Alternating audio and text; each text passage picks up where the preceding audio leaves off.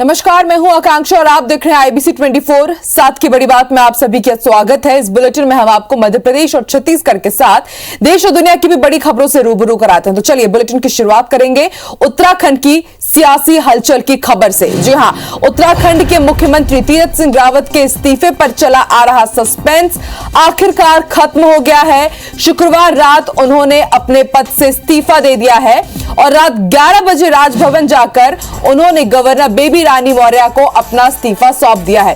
तीरथ के बाद कि जो उन्होंने इस्तीफा दिया है उसके बाद अब यह साफ है कि उत्तराखंड को अब नया मुख्यमंत्री मिलने वाला है। देहरादून में आज बीजेपी विधायक दल की बैठक भी बुलाई गई है, जहां बीजेपी विधायकों में से ही किसी एक को मुख्यमंत्री चुनने की बात कह रही है। राज्य में अगले साल फरवरी और मार्च महीने में विधानसभा चुनाव होने हैं। ऐसे में नए मुख्यमंत्री का कार्यकाल सिर्फ 7 से 8 महीने का रहेगा। इस पूरे मुद्दे पर केंद्रीय मंत्री नरेंद्र सिंह तोमर को बीजेपी ने पर्यवेक्षक की जिम्मेदारी सौंपी है। वो आज देहरादून जाएंगे। उम्मीद की जा रही है कि रावत रात 9:30 बजे बुलाई गई अपनी प्रेस कॉन्फ्रेंस में भी इस पर कुछ बोल सकते हैं, मगर वहां उन्होंने इस मुद्दे पर पूरी तरह चुप्पी साधी रखी और अपनी सरकार की उपलब्धियां गिनाकर चले गए। इस्तीफे के बाद तीरथ सिंह रावत ने मीडिया से बात करते हुए कहा कि मैंने संवैधानिक संकट की वजह से राज्यपाल को इस्तीफा सौंप दिया है। राज्य के सीएम के तौर पर सेवाएं देने के लिए प्रधानमंत्री नरेंद्र मोदी, अमित शाह और जेपी नड्डा का आभार व्यक्त करता हूं। इधर बीजेपी प्रदेश अध्यक्ष मदन कौशिक ने कहा कि कोविड के चलते परिस्थितियां ऐसी बन गई थी कि मुख्यमंत्री को इस्तीफा देना पड़ा। चुनाव आयोग ने साफ कर दिया था कि ऐसी महामारी में वो उपचुनाव नहीं कराएंगे। इससे राज्य में संवैधानिक संकट हो सकता था, इसलिए मुख्यमंत्री ने इस्तीफा दिया है।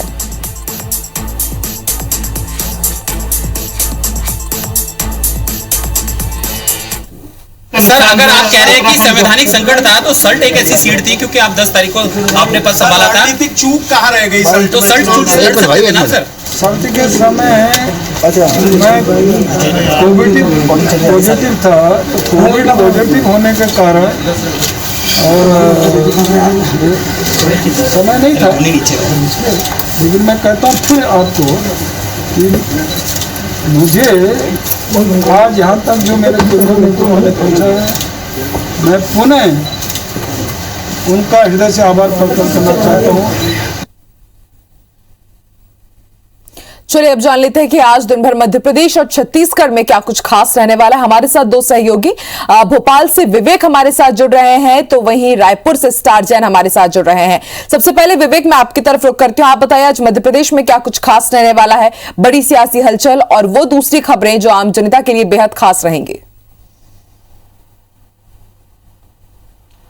मध्य प्रदेश में हम सबसे पहले बात कर ले मध्य प्रदेश के कोरोना अपडेट की, तो प्रदेश में 43 कोरोना मरीज मिले हैं। ये संख्या काफ़ी कम है, लेकिन इस संख्या के पीछे एक और चौंकाने वाला पहलू ये है कि पिछले 4-5 दिन का हम यदि ट्रेंड देखें तो 30 मरीज आने के बाद अब लगातार 2-3 मरीज बढ़ते जा रहे हैं। मतलब 30 मरीज जब थे उसके बाद से मरीजों की संख्या में रोज इजाफा थोड़ा थोड़ा हो रहा है। ये कहीं ना कहीं एक चिंता का विषय है। ये मुख्यमंत्री शिवराज सिंह चौहान ने भी कहा है कि ये चिंता का विषय है। लगातार एक दो मरीज बढ़ रहे हैं। इसका मतलब साफ है कि आने वाले समय में सरकार इस बात को लेकर गंभीर है कि प्रदेश में कोरोना के मामले लगातार बढ़ते जाएंगे और जो तीसरी लहर की संभावना बताई जा रही है वो कहीं ना कहीं इस रूप में ना आ जाए, क्योंकि दूसरी लहर भी ठीक इसी तरह बढ़ी थी और इसलिए सरकार अलर्ट मोड पर है। और यही कारण है कि आज मुख्यमंत्री शिवराज सिंह चौहान का इंदौर दौरा है।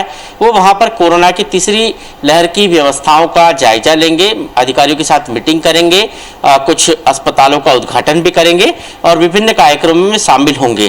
क्योंकि सबसे ज्यादा कोविड का असर यदि कहीं पड़ा था तो वो इंदौर शहर में पड़ा था और यही कारण है कि कल मुख्यमंत्री ने ये कहा था कि वो आज भोपाल में आज भोपाल में जो कार्डियो अस्पताल है उसका उद्घाटन कर रहे हैं। इसके बाद उनका जो दौरा है वो इंदौर होगा और जबलपुर भी आने वाले 7 जुलाई को वो जाएंगे। कुछ दिन पहले उन्होंने शहडोल और उमरिया का दौरा किया था। कुल मिलाकर सरकार की तैयारी तीसरी लहर की है। और उन्होंने यहाँ तक संकेत दिए थे कि दूध का जला छाछ भी फूक फूक कर पीता है, मतलब सरकार ने दूसरी लहर से बहुत कुछ सबक लिया है और इसलिए एडवांस प्लानिंग में सरकार है। हम लोगों के लिए राहत की बात भले हो कि मरीजों की संख्या कम आ रही है, लेकिन धीरे धीरे जो मरीजों की संख्या बढ़ रही है ये सभी के लिए चिंता का विषय है, क्योंकि अब सब कुछ अनलॉक हो चुका है। और इसलिए जब तक हम कोविड के अनुकूल व्यवहार का पालन नहीं करेंगे, कोविड गाइडलाइन का पालन नहीं करेंगे, तब तक हम तीसरी लहर को आने से नहीं रोक सकते। तो सरकार का जोर भी इस ओर है कि ज़्यादा से ज़्यादा लोगों को टीका लगा दिया जाए, ज़्यादा से ज़्यादा लोगों को पहला डोज लगाए और जिन लोगों को पहला डोज लग चुका है उनको दूसरा डोज लगाया जाए। मध्य प्रदेश में अभी तक 2 करोड़ वैक्सीनेशन हो चुका है। ऐसी स्थिति में सरकार का टारगेट है कि अक्टूबर तक 100% वैक्सीनेशन की जो जनसंख्या है उनको वैक्सीनेट किया जा सके, और इसलिए सरकार वैक्सीनेशन पर जोर दे रही है। लोगों से अपील कर रही है कि मास्क लगाए, भीड़ भाड़ वाली जगह में यदि जाते हैं तो कोविड की गाइडलाइन का पालन करें। इसके साथ ही मध्य प्रदेश में हम बात करें तो जो नर्सेस है उनकी हड़ताल लगातार जारी है। अपनी मांगों को लेकर नर्सेस लगातार हड़ताल कर रही है। जो नर्सेस मेडिकल कॉलेजों में है, चिकित्सा शिक्षा विभाग के अंतर्गत आने वाले मेडिकल कॉलेजों में, वो लगातार पिछले 4 दिन से हड़ताल कर रही है। हालांकि उनकी मांगों पर सरकार की तरफ से लगातार विचार किया जा रहा है, कुछ मांगे उनकी मानी भी गई है, लेकिन अभी भी हड़ताल जारी है और उसकी उनकी हड़तालों का असर जो है प्रदेश के मेडिकल कॉलेजों में स्वास्थ्य सुविधाओं पर पड़ रहा है, मरीजों पर पड़ रहा है। सरकार की तरफ से लगातार बातचीत की पेशकश भी हो रही है, लेकिन अभी तक किसी प्रकार का कोई हल नहीं निकला इस पूरे मामले में। इसके अलावा यदि प्रदेश की गतिविधि की बात करें तो कांग्रेस में भी लगातार बैठकों का दौर है। उपचुनाव के अलावा नगरीय निकाय और अन्य चुनावों की तैयारियों में कांग्रेस लगी हुई है। प्रदेश बीजेपी भी अपने संगठनात्मक गतिविधियों में लगी हुई है। जी ठीक है विवेक, आप भी इन तमाम खबरों पर नजर बना के रखिएगा। जैसे ही सीएम शिवराज सिंह चौहान इंदौर पहुंचेंगे, इसके अलावा जो दूसरी बैठकें होनी है उसके बारे में भी आपसे जानकारी जरूर लेंगे। हमारे साथ स्टार भी बने हुए हैं। स्टार, मध्य प्रदेश के बारे में हमने जानकारी ली, अब छत्तीसगढ़ में आज दिन भर क्या कुछ खास रहने वाला है?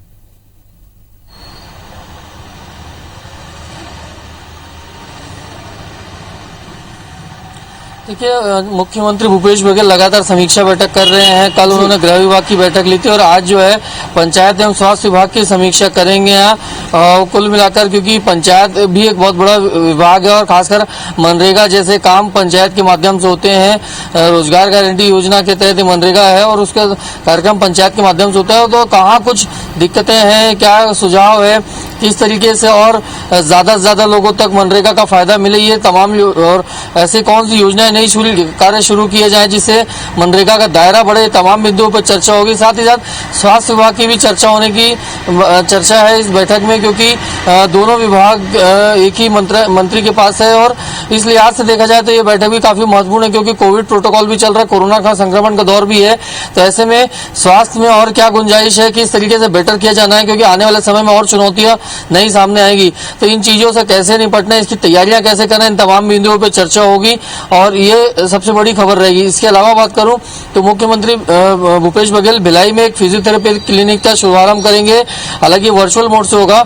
और इसके साथ ही छत्तीसगढ़ राज्य विद्युत नियामक आयोग के नए चेयरमैन है हेमंत वर्मा, उनके शपथ ग्रहण समारोह में भी मुख्यमंत्री भूपेश बघेल शामिल होंगे। तो ये कुछ बड़ी खबरें रहेंगी। साथ ही आपको कोरोना की अपडेट बता दूं कि क्योंकि राहत वाली बात रही है, 305 केस ही रह गए हैं छत्तीसगढ़ में डेली जो कल आए, और उससे रिकवर होने की संख्या बात करें तो ज्यादा 467 है। तो कुल मिलाकर राहत कोरोना को लेकर लगातार जारी है और जो भी इसके अलावा जो भी खबरें रेगुलर आएंगी वो आप तक अपने दर्शकों तक हम पहुंचाते रहेंगे। आप बिल्कुल स्टार, आप इन तमाम खबरों पर नजर बना के रखिएगा, ताजा अपडेट और इसके अलावा जो भी बड़ी खबरें होंगी उनका अपडेट हम अपने दर्शकों को जरूर देते रहेंगे। आप दोनों का ही बहुत बहुत शुक्रिया विवेक और स्टार। चलिए अब देखते हैं कुछ दूसरी खबरें। तो मध्य प्रदेश में बीजेपी सरकार के खिलाफ अपने ही विधायक ने मोर्चा खोल दिया है। राजगढ़ के नरसिंहगढ़ विधायक राजवर्धन सिंह ने बड़ा आरोप लगाते हुए यह दावा किया है कि उनकी ही सरकार में उनके खिलाफ राजनीतिक षड्यंत्र हो रहा है। दरअसल राजवर्धन सिंह ने वीडियो जारी करते हुए कहा है कि कोरोना की दूसरी लहर की तबाही को देखते हुए उन्होंने 47 लाख रुपए की राशि ऑक्सीजन प्लांट के लिए जारी की थी, लेकिन 4 महीने बीतने के बाद भी अब तक प्लांट की नींव तक नहीं रखी गई है और यहां तक कि टेंडर भी नहीं हुए हैं। जबकि राजगढ़ जिले के ही सारंगढ़, ब्यावरा, खिलचीपुर, राजगढ़ में प्लांट लग गए हैं। विधायक राजवर्धन सिंह ने यह भी आरोप लगाया कि नरसिंहगढ़ के लिए प्रस्तावित ओएनजीसी का ऑक्सीजन प्लांट सारंगढ़ में लगा दिया गया है। नाराज विधायक ने कलेक्टर को चिट्ठी लिखकर 47 लाख रुपए की राशि वापस भी मांगी है। मेरे विधायक निधि से 47 लाख की राशि अप्रैल के महीने में जारी होने के बावजूद भी आज नरसिंहगढ़ में ऑक्सीजन प्लांट की स्थापना न हो सकी, न ही उसके टेंडर जारी हुए। मुझे तो ऐसा विश्वास होता है कि नरसिंहगढ़ विधानसभा के साथ ऑक्सीजन प्लांट लगाने में कोई बहुत बड़ी राजनीतिक षड्यंत्र हुआ है। मध्य प्रदेश में नाइट कर्फ्यू अब रात 11 बजे से सुबह 6 बजे तक रहेगा और गृह विभाग ने इसके लिए आदेश जारी कर दिए हैं और नाइट कर्फ्यू की अवधि को 1 घंटा और कम कर दिया गया है। अब तक नाइट कर्फ्यू रात 10 बजे से सुबह 6 बजे तक लागू था। आपको बता दें, मध्य प्रदेश में कोरोना संक्रमण काबू में आने से सरकार अब बाजारों को भी अनलॉक कर रही है। 1 जून से कई चरणों में रियायत दी जा रही है। इससे बाजार, होटल, रेस्टोरेंट आदि निर्धारित समय तक खोले जा रहे हैं। 15 जून को सरकार ने नाइट कर्फ्यू की अवधि घटाकर रात 10 से सुबह 6 बजे तक कर दी थी। इसके बाद अब फिर से इसे 1 घंटा कम कर दिया गया है। छत्तीसगढ़ के मुख्यमंत्री भूपेश बघेल ने चिटफंड कंपनियों से निवेशकों की जमा राशि वापस दिलाने के लिए तेजी से कार्रवाई करने के निर्देश दिए हैं। मुख्यमंत्री ने कहा, जिला स्तर पर कलेक्टर और एसपी की समिति बनाई जाए जो चिटफंड कंपनियों के विरुद्ध कार्रवाई की प्रगति की रिपोर्ट हर हफ्ते देखेगी और समीक्षा करेगी। मुख्यमंत्री ने सीएम हाउस में आयोजित गृह विभाग की समीक्षा बैठक में निर्देश दिए हैं। साथ ही सीएम ने सट्टा, जुआ, अवैध शराब के कारोबार जैसी गतिविधियों पर सख्त कार्रवाई के भी निर्देश दिए हैं। सीएम ने एसआई और बस्तर फाइटर्स की भर्ती प्रक्रिया में भी तेजी लाने के निर्देश दिए। बैठक में सीएम ने नक्सल क्षेत्र में विकास कार्यों में भी तेजी लाने को कहा है। तो ये जन उपयोगी जो काम है उन कामों के लिए इस तरह की समीक्षा बैठक एक सतत निगरानी प्रक्रिया है और इस तरह के बैठक आयोजित करने से विभागों के काम का परफॉर्मेंस अच्छा बढ़ जाता है। राजधानी रायपुर में अपने ही पैसे वापस मांगना एक कारोबारी को इतना महंगा पड़ा कि इलाज के लिए अस्पतालों के चक्कर काट रहे हैं। फाइनेंस कारोबारी अजय संचेती पंडरी कपड़ा मार्केट में स्थित एमएम साड़ी के संचालकों को 10 लाख रुपए दे चुके थे। उन्होंने बताया कि जब वो पैसा वापस मांगने गए तो दुकान संचालकों ने उनके साथ मारपीट की। कारोबारी ने इसकी लिखित शिकायत थाने में की है। बताया जा रहा है कि आरोपियों ने ऐसे और भी कई लोगों से करोड़ों रुपए ले रखे हैं। ये रिपोर्ट देखिए।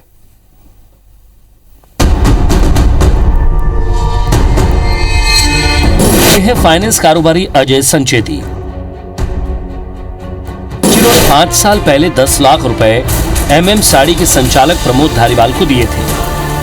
प्रमोद धारीवाल की मौत हो जाने के बाद कारोबारी अजय संचेती कई बार अपने पैसे मांगने पंडरी स्थित एमएम साड़ी के नए संचालकों के पास गए।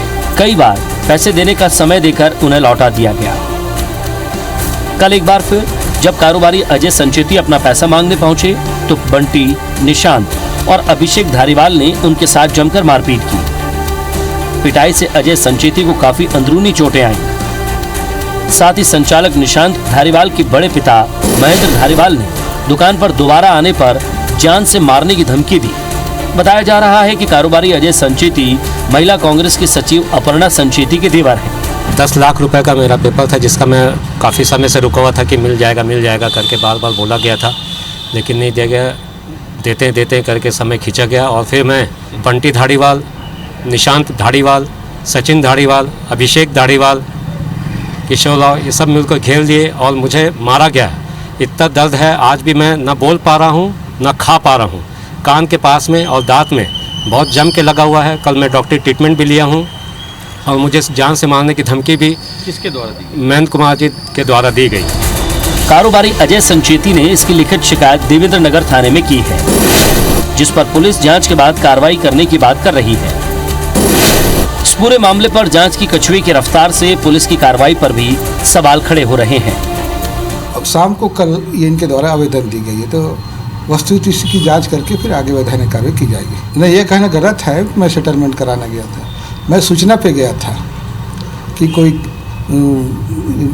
दुकानदारों के बीच विवाद हो रहा है करके फोन से आया था मेरे अधिकारियों से। फिलहाल कारोबारी अजय संचेती काफी डरे हुए हैं और न्याय के लिए दर दर भटकने को मजबूर हैं। तहसीन जैदी, IBC 24, रायपुर। बड़ी खबर आपको बता दें, वैक्सीन के दूसरे डोज पर अब जोर दिया जाएगा। मध्य प्रदेश में वैक्सीन का दूसरा डोज लगवाने के लिए जोरदार तरीके से अब इसका भी प्रचार प्रसार किया जाएगा। आज और 5 जुलाई को वैक्सीन के सिर्फ दूसरे डोज ही लगेंगे। मध्य प्रदेश में आज को वैक्सीन की दूसरी डोज लगेगी और फिर 5 जुलाई को कोविशील्ड की दूसरी डोज लगाई जाएगी। तो लगातार मध्य प्रदेश में वैक्सीनेशन का महाअभियान जारी है और अब जिन्होंने अपनी पहली डोज लगा ली है लेकिन दूसरी डोज उनको अब तक नहीं लगी है, अब इस पर जोर दिया जाएगा। आपको ये एक महत्वपूर्ण जानकारी दे दें कि आज और 5 जुलाई को सिर्फ वैक्सीन के दूसरे डोज ही लगेंगे। आज को वैक्सीन की दूसरी डोज लगेगी और फिर 5 जुलाई को कोविशील्ड की दूसरी डोज लगाई जाएगी।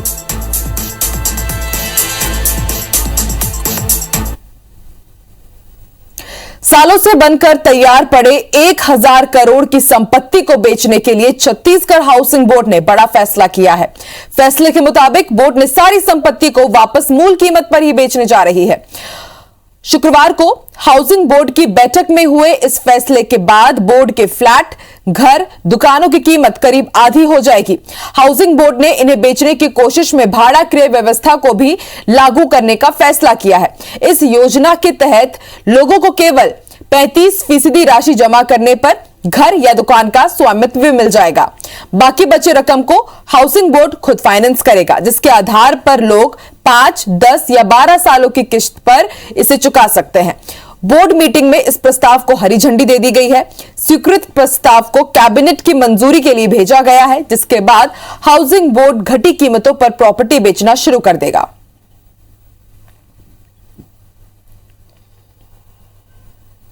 उज्जैन में एक शख्स ने पति को शादी की सालगिरह के मौके पर महंगी साड़ी गिफ्ट करने के चक्कर में लुटेरा बन गया।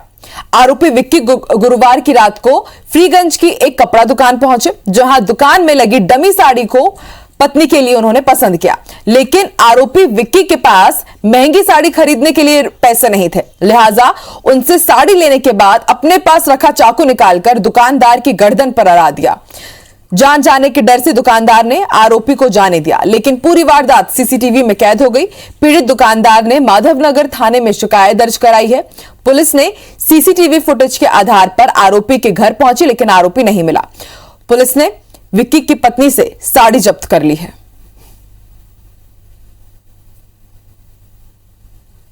क्या पैसे चाहिए तो कि नहीं, अगर तेरे को पैसे चाहिए तो तेरे को फंसा देंगे, नहीं फलाना कर देंगे, नहीं अभी यही गर्दन पे।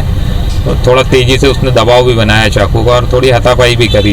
मेरी सिस्टर थी, उनसे भी थोड़ी उसने हाथापाई करी और ज़बरदस्ती दबाव बना के मेरे वर्करों से साड़ी ले गया। पूरे मामले में लूट का मुकदमा दर्ज किया है और साड़ी को सीज किया है, जब्त भी किया है। आरोपी अभी घर से फरार है, उसकी तलाश की जा रही है। और ये जो आरोपी है वो अपनी कोई शादी की सालगिरह पर इस पत्नी को अपनी साड़ी देने के लिए इस प्रकार का कृत्य किया गया है और इसमें पुलिस जो आरोपी है उसकी तलाश कर रही है। और ज्यादा जानकारी के लिए हमारे साथ हमारे सहयोगी इंद्रेश जुड़े हैं। इंद्रेश, एक अजीब वाकया सामने आया है, पत्नी के लिए पति लुटेरा बन गया। जी बिल्कुल, बताना चाहूंगा कि ये जो घटना हुई है फ्रीगंज के एक से व्यस्ततम बाजार में हुई है, जहां पे पुलिस 24 घंटे मौजूद रहती है।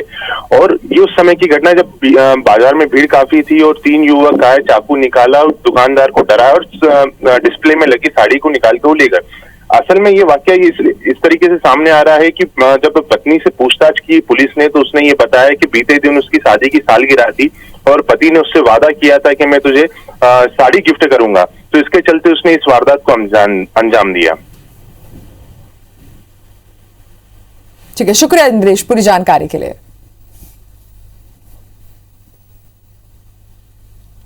अयोध्या नगर थाना क्षेत्र के गणपति होम स्थित मकान में हुई राखी नाम की महिला की हत्या का आरोपी कोई नहीं बल्कि उसका पति ही निकला है। पुलिस ने राखी और राजकुमारी पटेल की हत्या के आरोपी उसके पति को जबलपुर के भेड़ाघाट से गिरफ्तार किया है।